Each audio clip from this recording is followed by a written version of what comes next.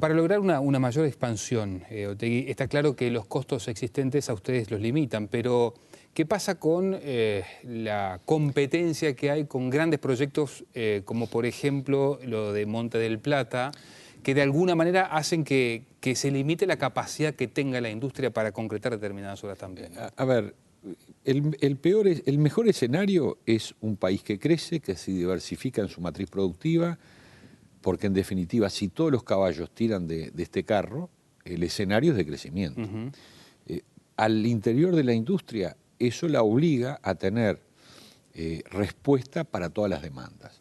No necesariamente podemos dar respuesta a todas las demandas porque hay temas de alta tecnología, hay temas de capacidades que todavía el país no desarrolló, no la construcción, el país como tal no desarrolló, y en general estos proyectos importantes, como podría ser la regasificadora y eventualmente la minera de Atirí, u otros que vengan, siempre traen tecnología de punta, de última generación, y eso implica una adaptación por parte de nuestra industria. Ahora, nuestra industria ha dado respuesta a casi todos sus desafíos. Discúlpeme, la falta de infraestructura, y ya que lo menciona, ¿la falta de infraestructura en el país de alguna manera compromete la llegada de inversiones? Yo creo que la falta de infraestructura compromete el desarrollo del país.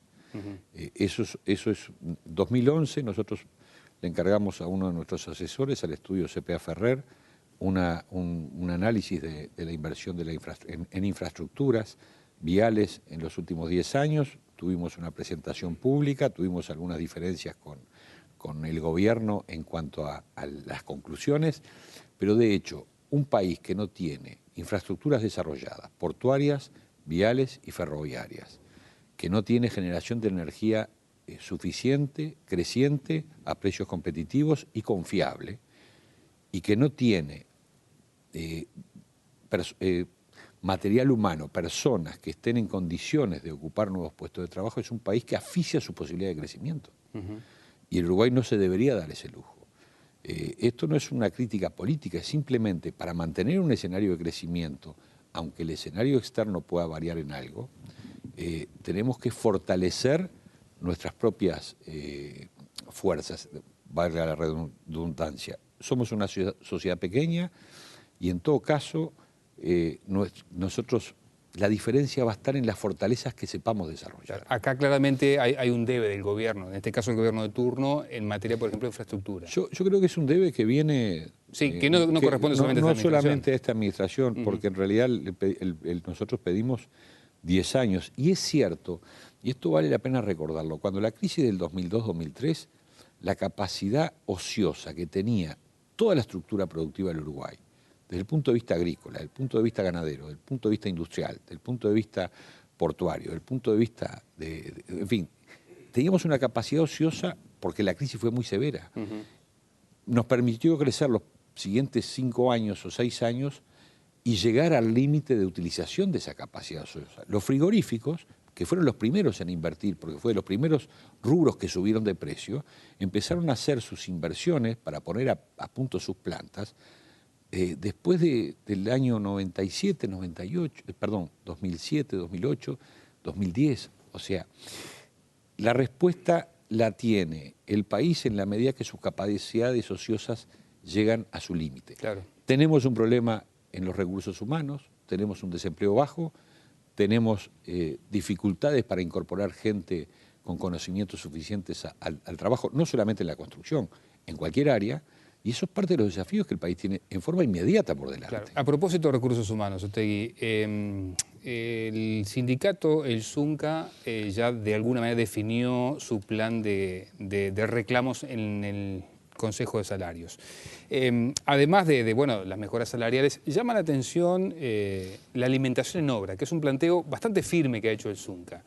¿Usted cree que es posible contemplar de alguna manera algo de lo que el ZUNCA ha pedido, en particular el de la alimentación en obra, que es algo innovador para el sector? En realidad, cuando uno recibe los planteos, y ya lo hemos recibido en forma directa, porque hemos mantenido alguna reunión con ellos, uno lo que tiene que hacer es evaluar todo el planteo y ponerle un número al final.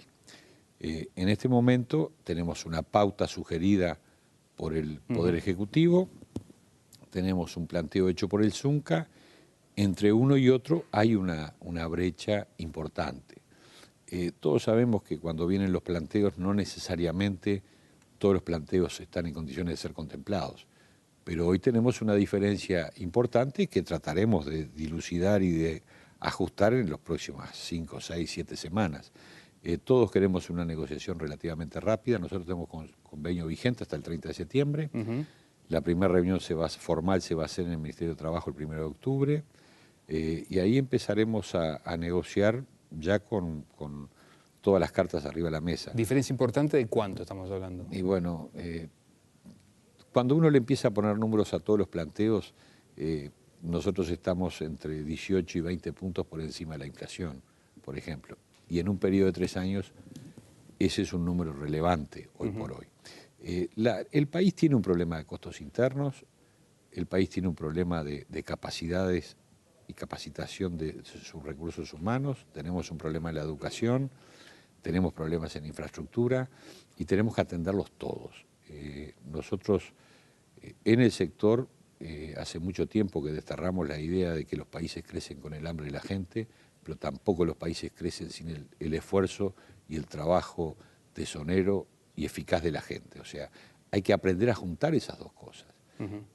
No nos negamos a tener condiciones de trabajo y salariales que les permitan a nuestros trabajadores mantener a sus familias, pero sí reivindicamos la necesidad de que el trabajo sea eficaz y eficiente. Porque si no logramos juntar esas dos cosas, donde todos estamos involucrados, lo que estamos hipotecando es la posibilidad de crecimiento del país en forma continua. Y el escenario de tener, todos recordamos que en el 2003 teníamos 14.800 trabajadores en obra, hoy tenemos 68.000. Es otra industria, es otro país, es otro escenario internacional. Tratemos de aportar nuestras capacidades para que ese escenario internacional, si empieza a cambiar, cosa que está ocurriendo, en algo no nos golpee o no nos haga retroceder, como a veces a los juegos de los muchachitos, que los hacen retroceder casilleros. Deberíamos utilizar nuestra inteligencia y nuestra experiencia para generar nuevas fortalezas. Si entiendo bien, cuando usted dice de eficacia en el trabajo, de alguna manera puedo interpretar de que se haga un planteo de productividad a cambio de los planteos que hace el Zunca. La construcción tiene trabajo, lo que nosotros llamamos y acordamos con el Zunca, lo llamamos trabajo a producción, que es un mecanismo por el cual se le pone un valor acordado al metro cuadrado o metro cúbico de un producto determinado, se establecen las condiciones en las cuales el trabajo se debe desarrollar y se paga a producción. Eso es lo más cercano que tenemos a la productividad. Y tenemos una buena experiencia en eso. Probablemente lo que nos permita el paso del tiempo es ir profundizando. Nosotros estamos en plena tarea de evaluación, en plena trabajo de evaluación de tareas. La industria es otra hoy. La última evaluación de tareas tiene más de 25 años. Con Sinterfor OIT y con recursos propios de la industria, estamos en forma conjunta desarrollando una nueva evaluación de tareas que nos va a llevar todavía unos cuantos meses, que es sacar una radiografía de cómo hoy la industria trabaja y en cada puesto de trabajo cuáles son los requerimientos que tiene que reunir un trabajador para poderlo desempeñar, cuáles son las tareas que tiene asignadas para ese puesto, cuáles son los conocimientos de seguridad y higiene que debe tener. O sea, la industria tiene una vieja tradición de mirar para adentro y tratar de mejorar. Las cosas no son de un día para el otro. Pero en definitiva estamos embarcados, entre otras cosas, en ese proyecto que es conjunto, hecho por un tercero que nos da la garantía a todos de que participamos, pero alguien externo que sabe del tema resuelve, y con personas que vienen del exterior o personas locales que son los que en definitiva están haciendo la tarea. Bien, se me está haciendo el tiempo, presidente, que le quería preguntar a propósito de la ley de responsabilidad penal. ¿Cuál es su visión sobre la misma y qué preocupación, si es que le genera el decreto que establece las nuevas exigencias que van a tener que cumplir los empresarios? Que es fundamental para eso, ¿no? Dos comentarios. Hasta ahora los decretos, empiezo por la última parte de la pregunta, hasta ahora los decretos han sido consensuados entre el Poder Ejecutivo, el Zunca y las cámaras empresariales. Esa es la historia de los últimos 30 años. Aspiramos a que siga así, a veces es más difícil ponerse de acuerdo, pero hasta ahora ha sido así.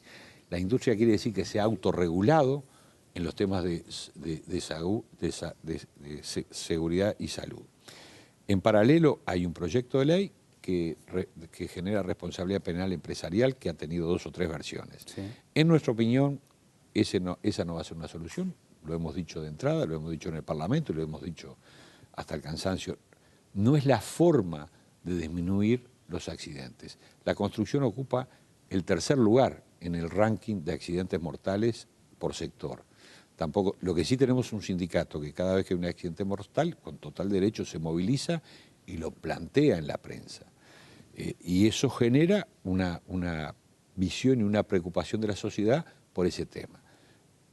Pero somos los mismos que hemos hecho campaña publicitaria conjunta el año pasado, que ahora retoma el 21 de octubre la segunda etapa de este año 2013, porque en realidad es una preocupación recíproca. O sea, debe ser de las pocas actividades, probablemente junto con el agro, donde la tarea no es repetitiva. O sea, una obra cambia día a día y a veces, varias veces en el mismo día.